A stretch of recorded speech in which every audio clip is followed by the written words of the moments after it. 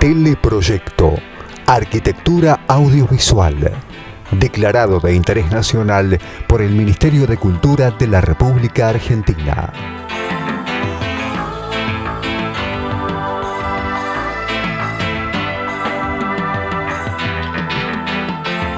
Dirección General, Francisco Fasano.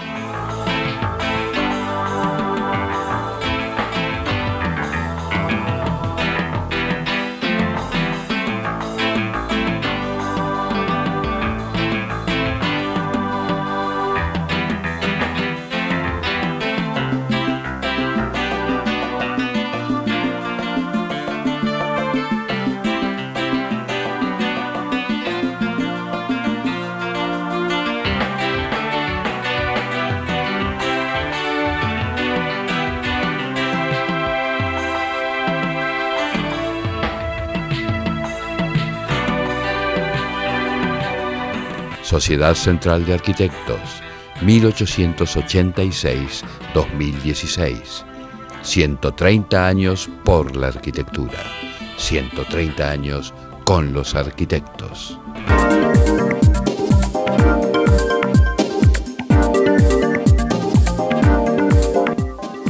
Universidad de Morón, Facultad de Arquitectura, Diseño, Arte y Urbanismo.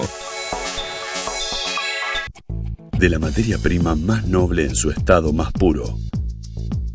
Knauf presenta MP75, Rotband y Bauhips, los nuevos revoques inteligentes a base de yeso, con una fórmula desarrollada con tecnología de punta. En aplicación manual o a máquina, de acabado o monocapa, son tan duros como un revoque de cemento, aportan gran maleabilidad y dan a sus obras un excelente acabado liso, blanco y suave. Knauf, inteligencia en yesos. Occhipinti, la excelencia en placares y vestidores, respaldada por un sistema de fabricación totalmente computarizado, garantiza calidad, tiempos y menores costos para grandes emprendimientos. Occhipinti, tecnología en placares. Archivos Activos es la solución integral en equipamiento para empresas. Muebles, panelería, sillas y sillones, todos con la mejor terminación del mercado. Archivos Activos, muebles de trabajo.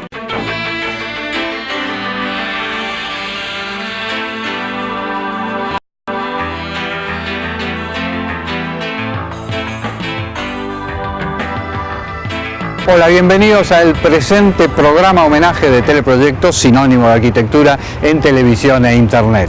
Una aventura de comunicación que nos brinda el verdadero privilegio de interrelacionarnos con importantes referentes del ejercicio profesional. Ese fue el caso del gran Clorindo Testa. Al parecer dicen que por intermedio del Papa Francisco hizo llegar 2 dibujos al cielo con sus ideas sobre cómo debería refuncionalizarse el espacio. El grupo de asesores del gran jefe, con San Pedro a la cabeza, quedaron maravillados con el proyecto y también por su colorido y su simplicidad.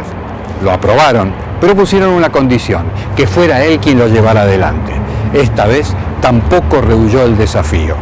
El 11 de abril, sin equipaje, fue a cumplir con el encargo. En el programa de hoy compartiremos con todos ustedes una de las últimas entrevistas que le hicimos en su estudio, donde repasa su trayectoria como artista y como profesional.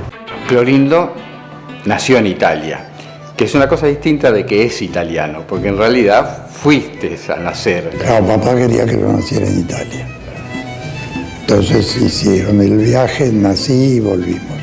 Ese italiano más porteño que el Obelisco, que es ciudadano ilustre de Buenos Aires, tiene una vinculación también con lo que es Buenos Aires, tal es así que Cortázar en Rayuela habla y te menciona. Sí, me acuerdo.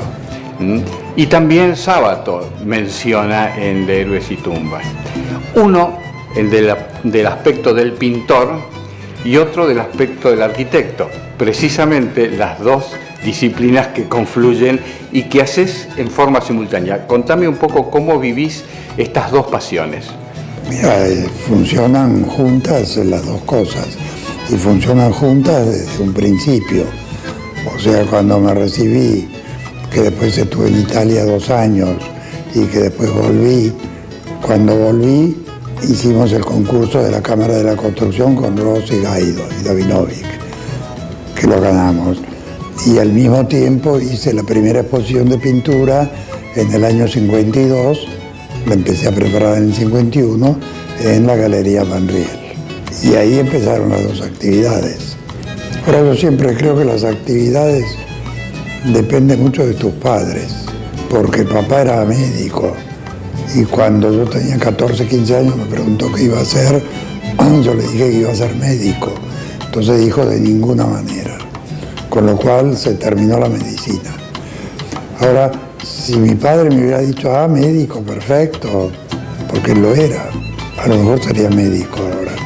Y pertenecería al grupo de médicos pintores.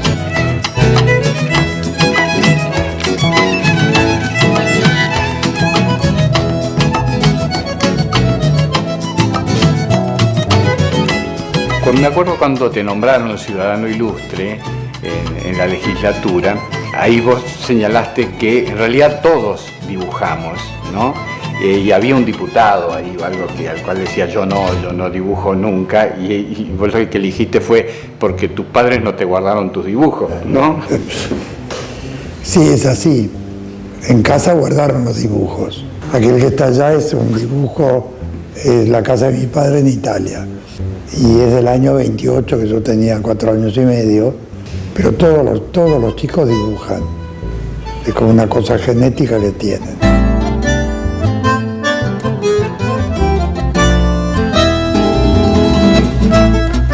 Un concurso que ganaste en La Pampa, en Santa Rosa, eso fue en 1956. Pero años después, en el 81, ganás una ampliación. Te volvés a encontrar con tu propia obra.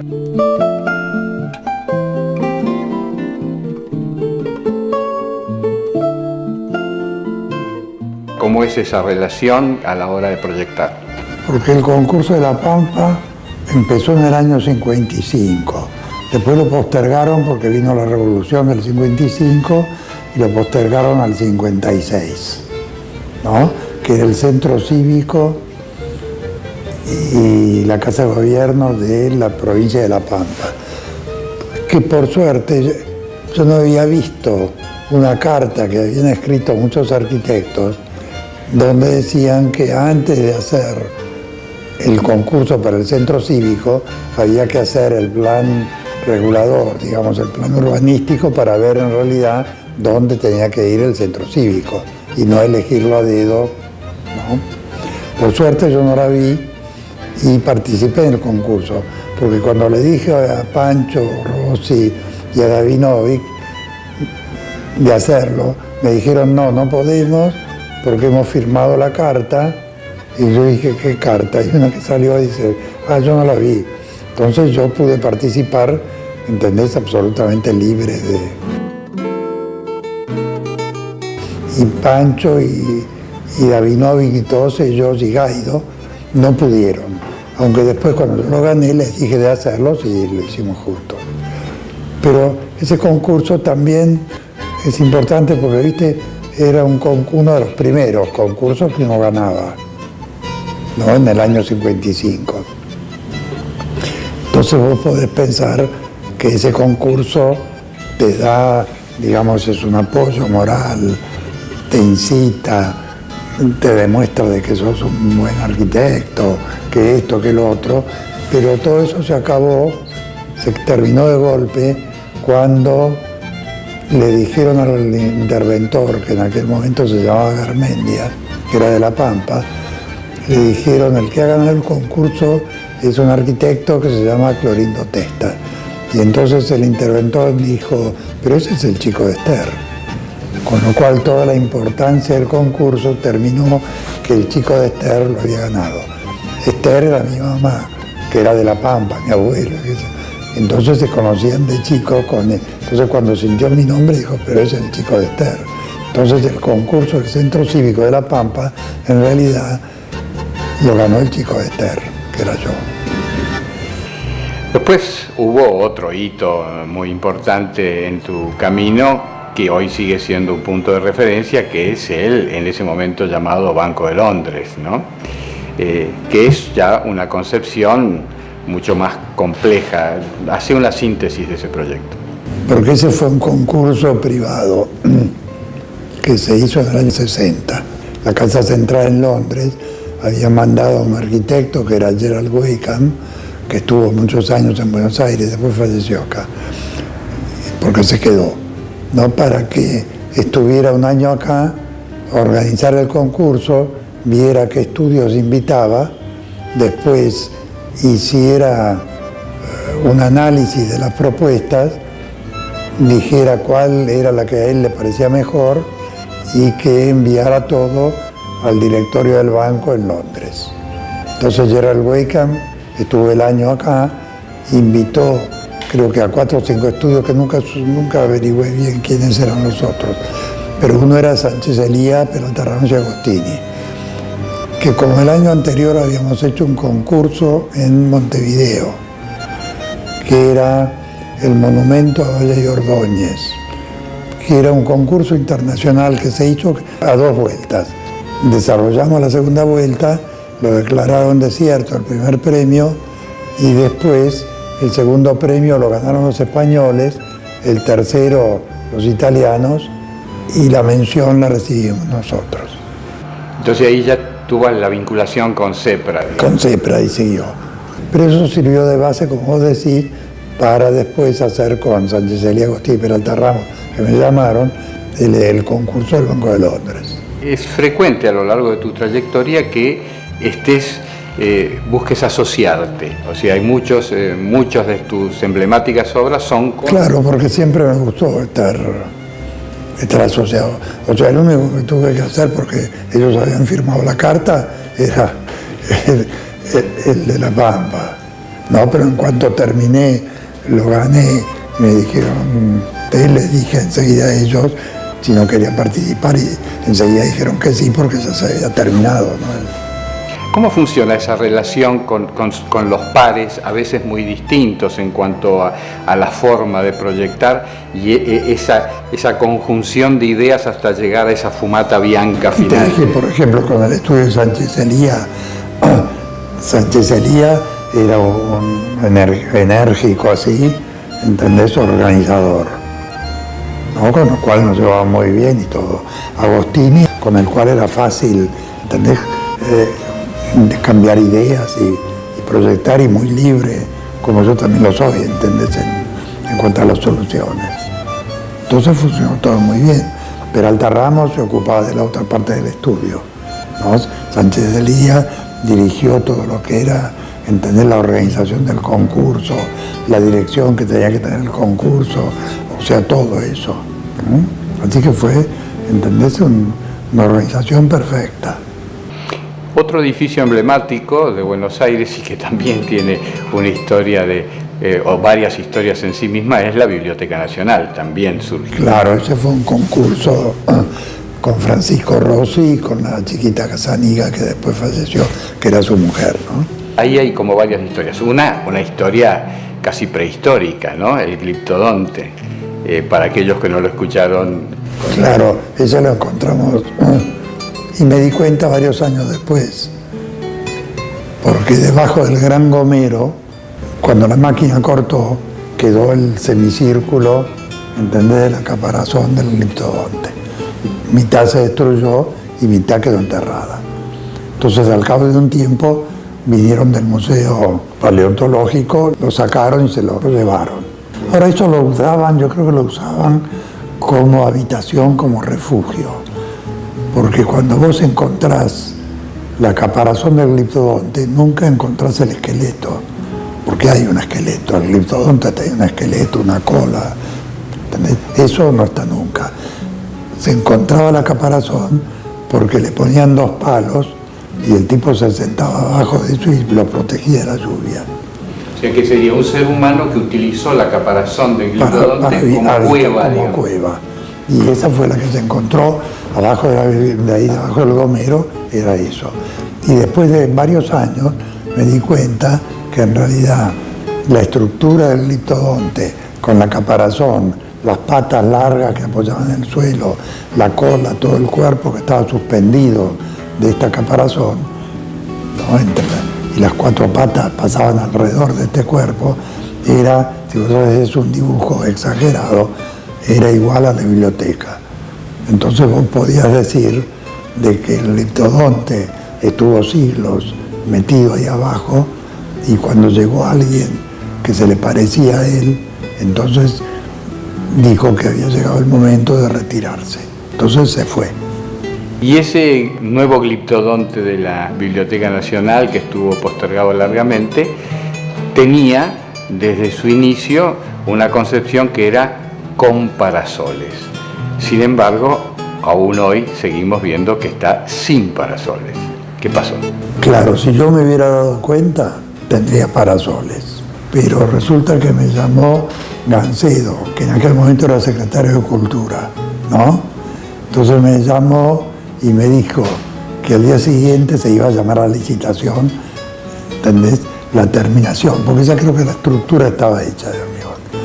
Y entonces, en el discurso que era Galtieri, termina diciendo, dirigiéndose a los ingenieros, creo que era, que hacían el llamado a licitación que habían preparado, les terminó diciendo: afilen el lápiz. Entonces fue una orden, afilar el lápiz. Entonces, el único rubro, entendés, que estaba global, ¿entendés? Porque las carpinterías no las podías cambiar, porque había que hacer todas las cuentas, los pisos tampoco, o sea, todo volvía, había que... En cambio había un rubro que decía parasoles, supuestamente 600.000 pesos. Entonces eso era fácil de quitar, entonces se quitó. Enseguida me dijeron: no, eso es provisorio, porque... Pero hay un dicho que francés que dice que no hay nada que dure más que lo provisorio. Entonces eso ha seguido durando y va a estar siempre así. Esperemos que no, capaz. No, porque está reemplazado por los papeles, viste, que le pegan en las ventanas. Y yo creo que eso reemplazan a los parasoles. Es la fachada que da al oeste. La otra fachada sigue sin papeles. Y ahora hay una continuidad también de algo que en su momento estaba previsto, no sé si igual, ¿cómo es esto que se está llevando a Al cabo? Museo del Libro. Claro, ahí hicimos el proyecto del Museo del Libro, que es un pequeño edificio para guardar los libros antiguos que hay en el depósito de la biblioteca. O sea, hay depósitos, libros debe haber del 1600 y del 1700 desde ya, que están en una especie de tesoro que tienen, que va a estar ahí y que van a poder ser accesibles al público.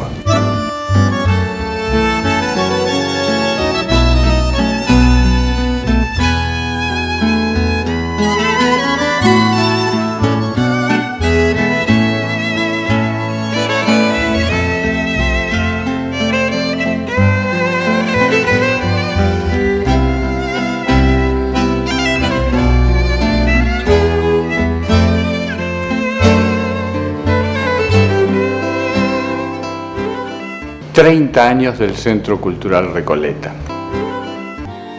Ahí hay una parte, el primero y el segundo patio son de la época de la Iglesia del Pilar, del convento que hay al lado, ¿entendés?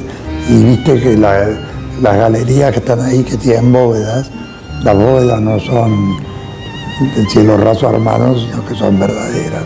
O sea, toda esa parte es del 1700. Después se fueron agregando cosas. ¿Entendés? La iglesia de Busquiazo es de 1870, 80.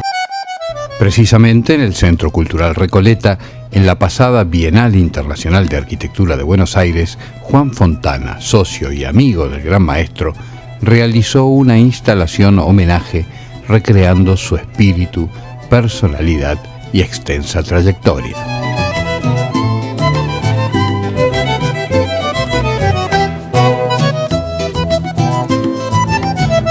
Podían faltar sus clásicas esculturas con los coloridos puntales de encofrados. Una síntesis de su esencia de artista quedó reflejada en sus agendas, donde su inquieta mano convertía a las obligaciones cotidianas en un juego cromático. Y volvemos ahora al diálogo con Clorindo, esta vez para referirnos al Auditorio de La Paz. Y una cosa que llama la atención es La excelente acústica, a pesar de que no hay ni una puerta que intervenga e interfiera entre el acceso y el lugar. No, no hay puerta, pero, o sea, esas rampas, escaleras que, ¿entendés? Que las acompañan a los dos lados, ¿entendés? Es como si te fueran preparando a lo que vas a ver o a oír. Después, o sea, hubo alfombras, o sea, cosas acústicas, ¿entendés? Que hicieron que la acústica fuera bastante buena. E igual hay como una especie de ir espiando antes de llegar, ¿no? Claro, vas viendo porque hay agujeros, podés ver el interior de la sala.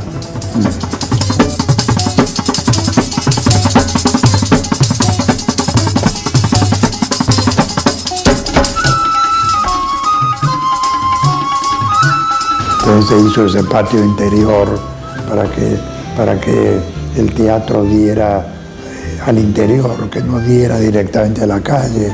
O sea, la gente sale al patio y después sale a la calle. O sea, son unas cosas que pensamos que quedó, digamos, como armonizado con el contorno. No perdió la escala barrial. No, para nada.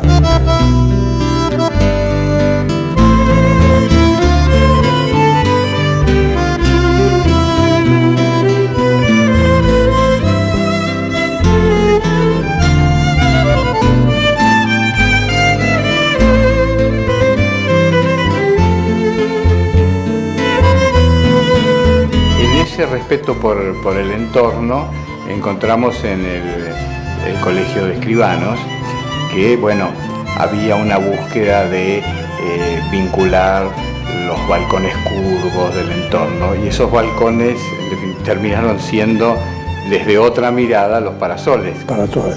Pero eso me di cuenta después. O sea que es como una cosa instintiva. A lo mejor vos mirás y ves los balcones curvos. Entonces, después, sin darte cuenta, pensás que los parasoles tienen que ser grandes y curvos. Y al final, cuando terminan hechos, quedan armonizando con la casa del vecino.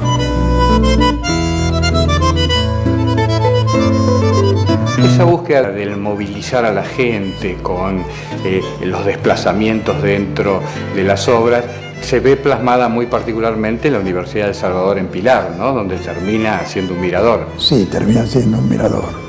¿Entendés? Porque siempre es bueno que en tu casa haya un mirador al cual no subís nunca, pero basta que subas una vez sola, porque de eso del mirador del Pilar, que está mirando el horizonte, porque esto está al costado de Pilar, a 3 kilómetros más o menos de la Panamericana, pero hacia el río.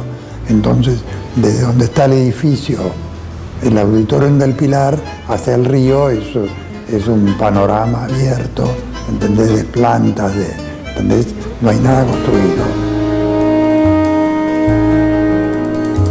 En los concursos siempre señalás la diferencia que existe en la relación con el comitente. Hay un comitente real, que es aquel que pide algo y después opina. Y hay un comitente casi virtual, que es que lo pide por escrito en las bases de un concurso. Claro, entonces vos tenés que interpretar vos lo que te dice el comitente. O sea, vos al mismo tiempo sos el comitente y el arquitecto. Cuando proyectás una casa, no sos vos el que va a vivir ahí. Entonces, todas las cosas que te dice el usuario futuro, vos las tenés que respetar, porque es la manera de vivir del otro. ¿Entendés? Si el tipo te dice, yo quiero que el baño esté separado y en la otra punta de la casa, porque me gusta que el baño esté separado del dormitorio. Vos haces un baño que está en la otra punta de la casa. ¿Entendés? O sea, no lo tenés que convencer, no, el baño al lado del dormitorio es mucho más cómodo. No, de ninguna manera. ¿Entendés? Si te dice, yo quiero que haya un comedor que quepan 30 personas sentadas. Vos no lo decís, pero ¿para qué va a invitar a 30 personas? La puede invitar de a 10. Entonces haces un comedor para 30 personas. Pero existe una tendencia de muchos arquitectos de querer convencer al comitente de que haga algo diferente, puede ¿no? ser, pero vos tenés que interpretar al comitente. Y en el caso de los concursos, por ejemplo... Claro, el comitente ahí está callado, está todo escrito. Claro, vos te imaginás el personaje que va a vivir ahí, porque en el fondo las bases te lo decían. O sea, si vos haces un concurso y van a hacer unas casas en el centro de la provincia de Misiones, vos te imaginás cómo es el que va a vivir ahí. No es uno que vive en Callao y Santa Fe. Entonces tiene sus costumbres. Y vos más o menos sabés cómo son las costumbres.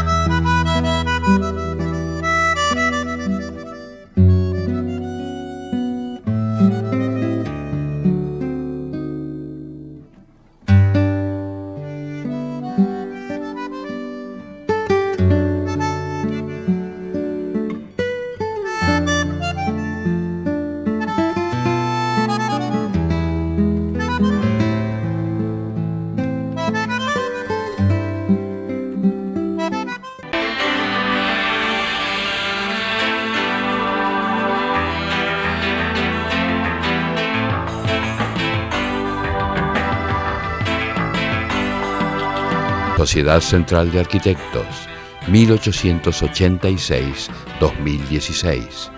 130 años por la arquitectura. 130 años con los arquitectos.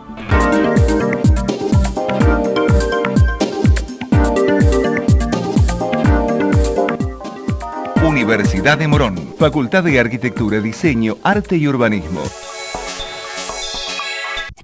De la materia prima más noble en su estado más puro. Knauf presenta MP75, Rotband y Bauhips, los nuevos revoques inteligentes a base de yeso, con una fórmula desarrollada con tecnología de punta. En aplicación manual o a máquina, de acabado o monocapa, son tan duros como un revoque de cemento, aportan gran maleabilidad y dan a sus obras un excelente acabado liso, blanco y suave. Knauf, inteligencia en yesos. Occhipinti, la excelencia en placares y vestidores, respaldada por un sistema de fabricación totalmente computarizado, garantiza calidad, tiempos y menores costos para grandes emprendimientos. Occhipinti, tecnología en placares. Archivos Activos es la solución integral en equipamiento para empresas.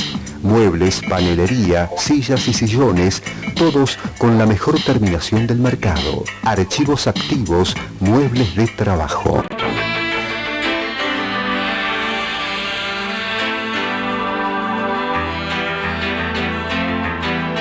Fue una producción de Teleproyecto, www.teleproyecto.com.